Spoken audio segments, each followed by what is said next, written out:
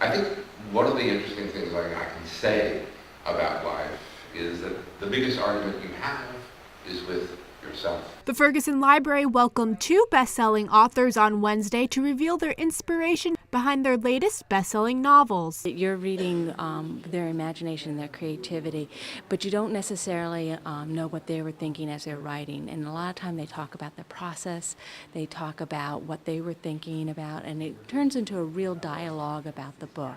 Douglas Kennedy and Amy Hatvany are 2 authors of novels focusing on the heartfelt dynamics of human emotions and experiences. Kennedy is a best-selling traveling author who has written 11 novels and 3 nonfiction stories, 2 of which have been adapted into both American and foreign films. His latest novel, 5 Days, is a story about family life in the midst of heartbreak, trust, and hope. If you are kind of indentured to routine, and if you find your emotional horizon is kind of limited, to begin with, in a way, you've constructed this life for yourself. That's one of the hardest things to face up to.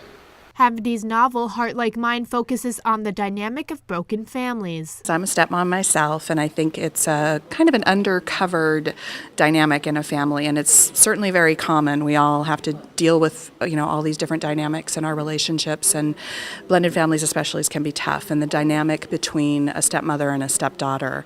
And so I drew some of my own experiences emotionally in having a stepdaughter and the challenges that come along with that. She says although she's incorporated some of her experiences into the novel, there's no cookie-cutter answer on how to raise a perfect family. All I can say is that we're all doing the best we can without a rule book. There aren't any rules that make any particular family work, or all families work in the same way. All of us have to find our own way, and I think that that's something that I've learned along the way over the last 8 years since becoming a stepmom, is that as long as everyone's trying to do the best they can and be kind, then you're in the right direction.